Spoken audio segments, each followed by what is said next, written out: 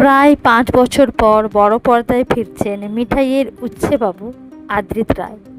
দীর্ঘদিন আটকে থাকার পর অবশেষে মুক্তির আলো দেখতে চলেছে তার নতুন ছবি বেপরোয়া। আগে ছবিটির নাম ছিল পাগল প্রেম। মঙ্গলবার প্রকাশ্যে এসেছে ছবির চমকপ্রদ পোস্টার, আর সেখানেই একেবারে ভিন্ন লুকে ধরা দিয়েছেন অভিনেতা আদ্রিত।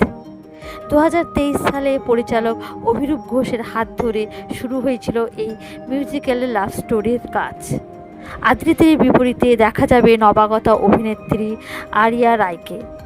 নানা জটিলতার প্রায় 2.5 বছর ধরে আটকে ছিল ছবিটি। অবশেষে সমস্ত বাধা পেরিয়ে নাম বদলে বেপরোয়া হয়ে আসছে এই ছবি।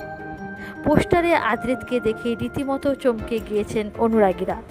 মুখ ভর্তি দাড়ি, ঝাঁকড়া চুল, মুখে জ্বলন্ত সিগারেট, শান্তশিষ্টে উচ্ছেবাবুর সঙ্গে এই লুকের কোনো মিলই নেই। হাতির প্রেমিকা আরিয়ার জ্বলন্ত পোস্টার নিয়ে একেবারে রাফ অ্যান্ড টাফ অবতারে দেখা গিয়েছে তাকে। তার এই লুক দেখে অনেকেই বলছেন চরিত্রে যেন কবির সিং কিংবা অ্যানিমেলের ছোঁয়া রয়েছে। ছবির পোস্টার প্রকাশ্যে আসার পর সোশ্যাল মিডিয়ায় নিজের দীর্ঘ লড়াইয়ের কথা জানান অভিনেতা আদ্রিত। 2.5 বছরের অপেক্ষা, নানা প্রতিকূলতা পেরিয়ে অবশেষে ছবিটি দর্শকদের সামনে আসছে বলে আবেগঘন বার্তা দিয়েছেন অভিনেতা। পাশাপাশি ছবির প্রযোজক, পরিচালক সহ অভিনেত্রী গোটা টিমকে ধন্যবাদ জানিয়েছেন তিনি।